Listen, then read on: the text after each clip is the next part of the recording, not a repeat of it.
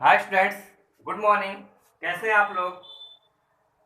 आपके लिए आज टेंथ का जो लास्ट था उसके बारे में आज आपको इंट्रोडक्शन कराना है।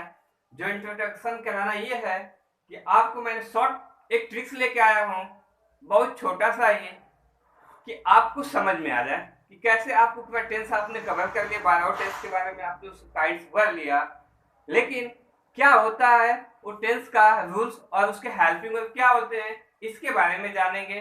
तो आज हम जो टॉपिक्स है इस पे चर्चा करेंगे कि टेंस को आप कैसे आइडेंटिफाई कर लेते हैं और उसकी पहचान के साथ साथ आप उसमें रूल क्या फॉलो करते हैं।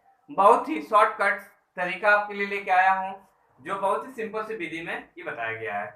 बहुत ही जबरदस्त जो आपको मिलेंगे इस टॉपिक्स में कवर किए जाएंगे, ये आपको जानकारी प्राप्त होगी।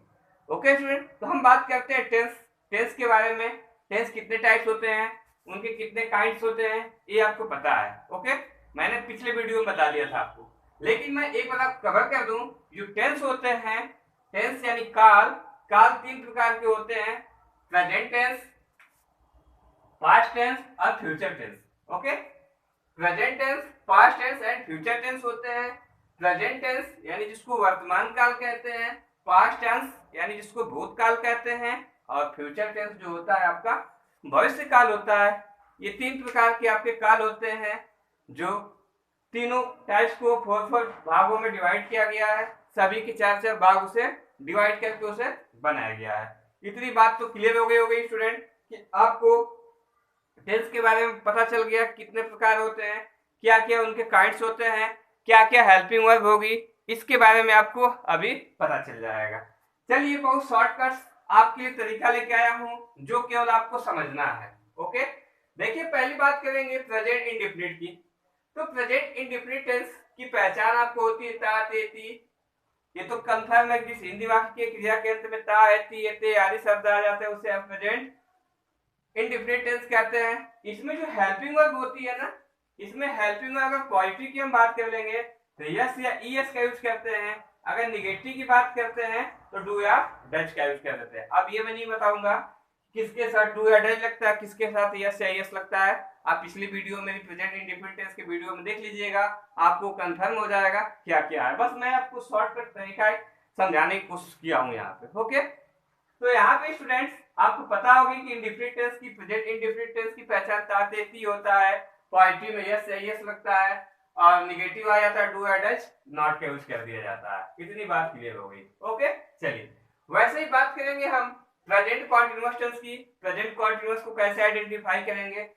तो जिस हिंदी वाक्य की क्रिया के अंत में रहा है, रही है, रहे हैं आदि शब्द आ जाता है उसे हम प्रेजेंट कॉन्टिन्यूअस टेंस कहते हैं। उसे पहचान हो गई हिंदी में। अगर इंग्लिश में आइडेंटिफाई करना है तो ईजेएमआर के साथ वर्ब का फर्स्ट फॉर्म और आईएनजी लगाते हैं। ईजेएमआर का प्रयोग करने के बाद हम क्या करते हैं, उसमें वर्ब का फर्स्ट फॉर्म और आईएनजी लगाकर वाक्यों को कंप्लीटली हम बना लेते हैं। ऐसे वाक्यों को हम क्या करेंगे, बना देंगे। चलिए, यहाँ तक बातें क्लियर हो गई होगी। अब हम बात करते हैं प्रेजेंट परफेक्ट टेंस की। प्रेजेंट परफेक्ट टेंस क्या होता है, प्रेजेंट परफेक्ट टेंस को आप कैसे बनाते हैं, क्या क्या यूज करते हैं? ओके स्टूडेंट, चलिए देखते हैं। जिस हिंदी वाक्य की क्रिया के अंत में चुका है, चुकी है, चुके हैं, या है, ई है, ए है, यानी जिस हिंदी वाक्य की क्रिया के अंत में चुका है, चुकी है, चुके हैं, या है, ई है, ये है आदि शब्द आ जाता है उसे हम प्रेजेंट परफेक्ट टेंस कहते हैं। इतनी बात तो क्लियर हो गई होगी। अब हम बात करेंगे इसमें सहायक क्रिया हैज और हैव का यूज हो जाता है और वर्ब का थर्ड फॉर्म का यूज कर दिया जाता है। ओके, चलिए इतनी बात क्लियर हो गई होगी। नेक्स्ट बात करते हैं present perfect continuous tense. Okay, हम बात करेंगे प्रेजेंट परफेक्ट कॉन्टिन्यूअस टेंस। इसमें क्या होता है, जिस हिंदी वाक्य के क्रिया के अंत में रहा है, रही है, रहे हैं के साथ साथ अगर टाइम का बोध होगा, यानी आपको टाइम दिया होगा, समय दिया होगा, उसे हम क्या कहेंगे, प्रेजेंट परफेक्ट कॉन्टिन्यूअस टेंस कहेंगे। इतनी बात क्लियर हो गई होगी। इसमें जो हेल्पिंग वर्ब होती है ना, हेल्पिंग वर्ब हम यूज करते हैं हैज और हैव का यूज करते हैं, बीन वर्ब का फर्स्ट फॉर्म आईएनजी, और समय के लिए हम क्या करते हैं, सिंस और फॉर का यूज करते हैं। जहां समय आपके निश्चित मिल जाता है वहां पे हम सिंस लगा देते हैं, जहां पे अनिश्चित होता है वहां पे हम क्या करते हैं, फॉर का यूज कर देते हैं। इस बात को ध्यान रखिएगा स्टूडेंट। ओके, यहाँ तक बात समझ में आ गई स्टूडेंट? ओके, नेक्स्ट हम बात करेंगे प्रेजेंट के टोटल आपको 4 टाइप्स हो गए। फोरो टाइप्स आपको समझ में आ गए होंगे। ओके, नेक्स्ट बात करेंगे हम पास्ट की, यानी अब चलते हैं भूतकाल में।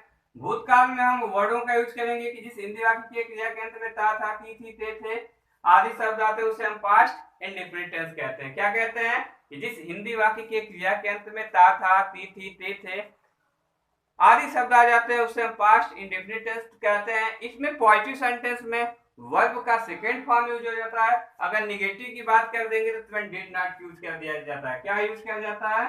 तुरंत अगर निगेटिव की बात होगी तो डिड नॉट लगा दिया जाता है। ऐसे वाक्यों को बनाया जाएगा। और हाँ, एक बात का ध्यान रखिएगा, वर्ब के थर्ड फॉर्म होते हैं, फर्स्ट सेकंड थर्ड, मुख्यतः थर्ड ही होते हैं।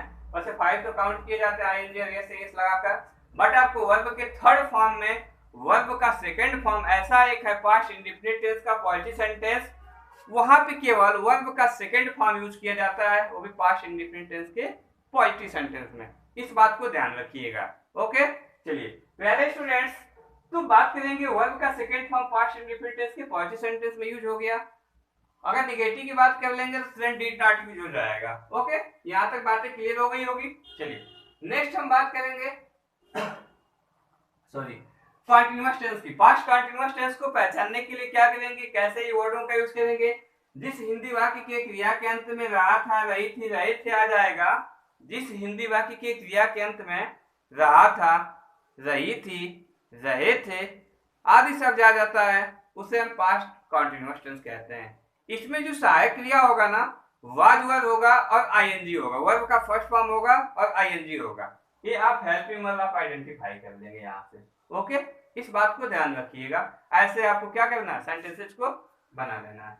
अब हम बात करेंगे परफेक्ट टेंस की। परफेक्ट यानी पास्ट परफेक्ट टेंस को बनाएंगे। पास्ट परफेक्ट टेंस में क्या क्या वर्डों का यूज करेंगे, कैसे बनाएंगे उसे, तो इसकी पहचान होती है जिस हिंदी वाक्य के क्रिया के अंत में चुका था, चुकी थी, चुके थे, या था, ई थी, ये थे आदि शब्द आ जाता है उसे हम क्या कहते हैं, प्रेजेंट पास्ट परफेक्ट टेंस कहते हैं। इस टेंस में वर्ब का थर्ड फॉर्म और जो हेल्पिंग वर्ब होती है ना, आपका हैड यूज कर दिया जाता है। जो हेल्पिंग वर्ब होगी आपका हैड यूज कर दिया जाएगा और वर्ब का थर्ड फॉर्म यूज कर दिया जाएगा। इस बात को ध्यान रखिएगा। सॉरी, तो ऐसे वर्डों का यूज करके ही वाक्यों को बनाया जाएगा और यह सिंपल सा तरीका है, आसान सा तरीका है। इसे बनाने के लिए नियम फॉलो करना है। चलिए हम बात करते हैं पास्ट परफेक्ट कंटीन्यूअस टेंस का। जिस हिंदी वाक्य के क्रिया के अंत में रहा था रही थी रहे थे के साथ साथ समय का बोध हो जाए।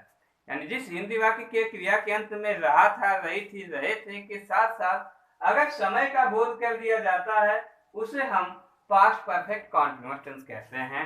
उसे क्या कहते हैं, पास्ट परफेक्ट कंटीन्यूअस टेंस कहते हैं।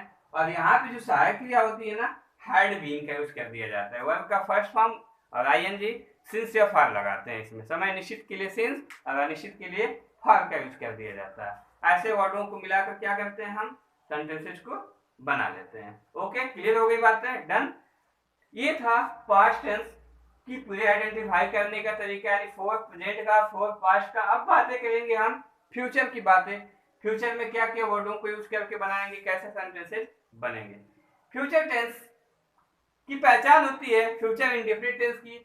जिस हिंदी वाक्य के क्रिया के अंत में गा गेगी आदि शब्द आ जाता है उसे हम फ्यूचर इंडेफिनिट टेंस कहते हैं। इसमें सहायक क्रिया विल या शैल का प्रयोग कर दिया जाता है। आपको पता है कि आई और वी आता है तो शैल का यूज होता है, बाकी के साथ हम विल का कर देते हैं। जिस वाक्य में अवश्य शब्द आ जाता है तो उसमें हम अपोजिट कर देते हैं, तब आई और वी के साथ विल का, बाकी के साथ शैल का यूज कर देते हैं। ऐसे वाक्यों को हम स्टूडेंट बना लेते हैं। यहाँ तक बातें क्लियर हो गई होगी।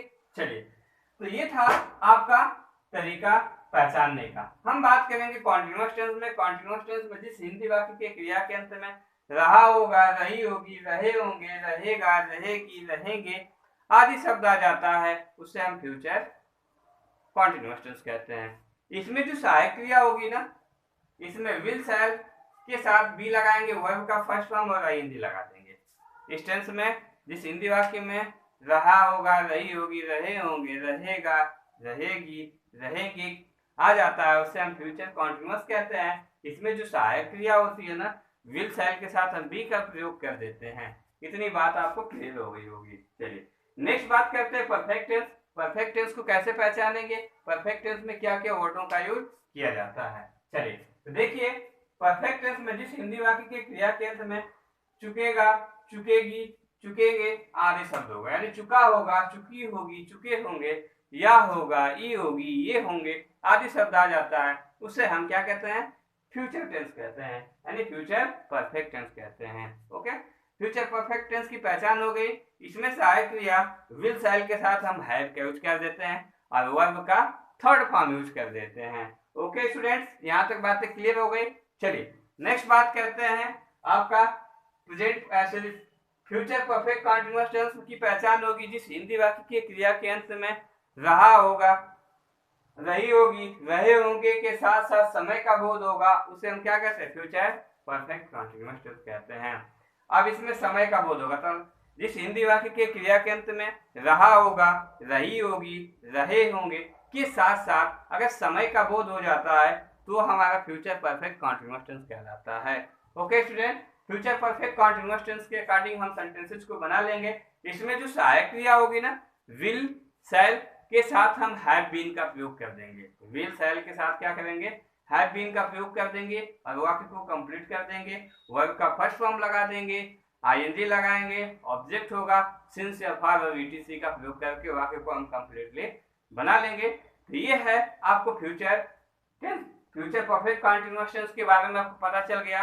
आपको पता चल गया कि किस वाक्य में कौन सा हेल्पिंग वर्ब यूज होता है। मैं ये बताने का तरीका आपको कोशिश किया हूँ कि कौन सा वर्ड किस में हेल्पिंग वर्ब होता है और क्या क्या वर्डों के साथ हम सेंटेंसेस को बनाते हैं, कैसे आइडेंटिफाई करते हैं। तो एक बार स्टूडेंट आप स्क्रीनशॉट ले लीजिए, उसके बाद मैं आपको फिर एक बार डिस्क्राइब कर देता हूँ, आपको क्लियर हो जाएगा। तो एक बार आप स्क्रीनशॉट ले लीजिए, आपको पूरी बातें क्लियर हो जाएगी किसका किस में वर्ड यूज होता है। ये हमेशा लाइफ में काम आने वाले वर्ड है, जो सेंटेंसेस से ही पूरा वर्ड आपको पूरे इंग्लिश के ग्रामर बेस आपको तैयार हो जाएंगे। तो यहाँ से वाक्य बना लेंगे। तो स्टूडेंट्स एक बार प्लीज आप स्क्रीनशॉट ले लीजिए और चलिए देखिए, आपको मैं बता दूं कि इंडेफिनिट, इंडेफिनिट, इंडेफिनिट यानी प्रेजेंट, पास्ट और फ्यूचर तीनों का इंडेफिनिट मिलाकर वाक्य को बना लिया गया।